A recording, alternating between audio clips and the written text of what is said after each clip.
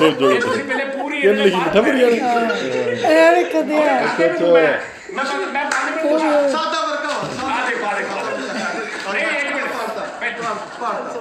ਬਿੱਲੀ ਲੈ ਬਿੱਲੀ ਬਿੱਲੀ ਦੇ ਗਈ ਅੱਛਾ ਇੱਕ ਮਿੰਟ ਪਾਰ ਤਾਂ ਤੁਸੀਂ ਜਵਾਨ ਹੋ ਜਾਓ ਬਸ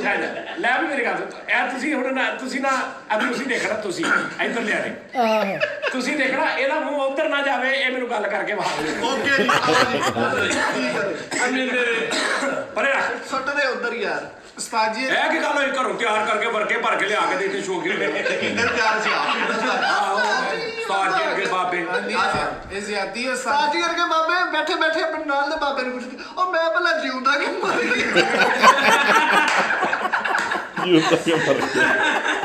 ਉਸਤਾਦ ਜੀ ਕਰਕੇ ਬਾਬੇ ਨਾ ਬਾਂਹ ਤੇ ਡ੍ਰਿਪ ਲਵਾਣਾ ਡੋਲੇ ਤੱਕ ਆਈ ਹੁੰਦੀ ਹੈ ਮੂੰਹ ਇੰਨਾ ਇਕੱਠਾ ਕਰਕੇ ਬਾਜੀ ਆ ਵਰਕੇ ਗਏ ਤਾਂ ਤੁਸੀਂ ਵੀ ਗਏ ਯਾਰ ਉਸਤਾਦ ਜੀ ਕੇ ਬਾਬੇ ਦਾ ਰਾਤ ਨੂੰ ਬਾਹਰ ਬੈਠੇ ਹੁੰਦੇ ਪੁੱਛਣਾ ਕੀ ਉਹ ਕੁਛ ਨਹੀਂ ਬਸ ਪਰੌਣੇ ਲੋ ਪੱਖਾ ਆਪਣੇ ਕੀਤਾ ਉਹਨੇ ਕੁੱਟਿਆ ਭਾਈ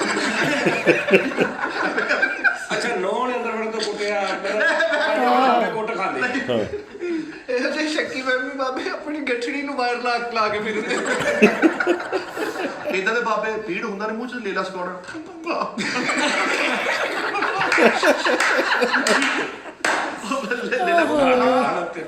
ਸਤਾਜੀ ਵਰਗੇ ਬਾਬੇ ਨਾਲ ਦੇ ਬਜ਼ੁਰਗ ਨੂੰ ਪੁੱਛਣ ਭਲਾ ਤੂੰ ਵੀ ਘਰੋਂ ਕੱਢਿਆ ਉਸਤਾਦ ਜੀ ਕੇ ਬਾਬੇ ਨਾ ਆਪਣੇ ਪਰਛਾਵਾਂ ਦੇ ਡਾਂਗੇ ਨੇ ਉਹ ਕਾ ਠੀਕ ਆ ਅੱਛਾ ਦੇਖਿਆ ਇਹ ਪਰਛਾਵੇਂ ਨੇ ਕਿਹੜੀ ਪਿਸਤੌਲ ਰੱਖੀ ਸੀ ਅਸੀਂ ਰਾਜੇ ਦੇ ਤੂੰ ਕਹਿ ਸਾਜੀ ਵਰਗੇ ਦਰਵਾਜ਼ੇ ਸਾਜੀ ਦਰਵਾਜ਼ੇ ਵਰਗੇ ਬਾਬੇ ਦਰਵਾਜ਼ੇ ਦੀ ਕੁੰਡੀ ਨਾਲ ਪਿੱਛੇ ਲੱਗ ਗਿਆ ਕਰ ਲੈਂਦੇ ਇਹ ਜੇ ਘੁੰਮਦਾ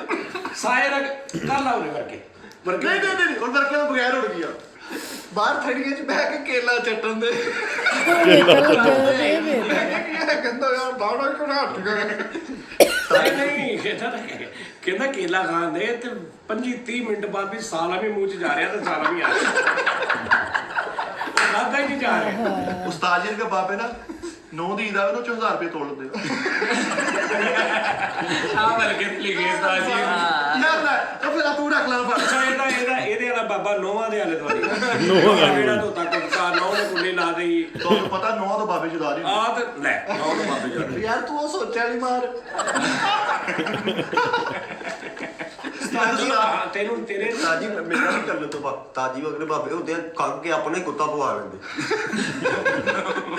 ਮੈਂ ਮਾਫੀ ਚਾਹੁੰਦਾ ਉਸਤਾਦ ਦੱਸ ਯਾਰ ਮੈਂ ਮਾਫੀ ਉਸਤਾਦ ਇਹਨਾਂ ਨੂੰ ਇੱਕ ਵਰਕਾ ਯਾਰ ਨਹੀਂ ਆ ਲੈ ਲਓ ਫਿਰ ਉਸਤਾਦ ਜੀ ਹੈ ਨਾ ਇੱਕ ਦਿਨ ਐ ਬੈਠੇ ਕਰਨ ਦੇ ਮੈਂ ਕਿਹਾ ਇਹ ਕਰਨ ਤੇ ਹੱਥ ਵੀਰ ਚੜਾ ਕੇ ਰੋਟੀ ਨਰਮ ਕਰਨ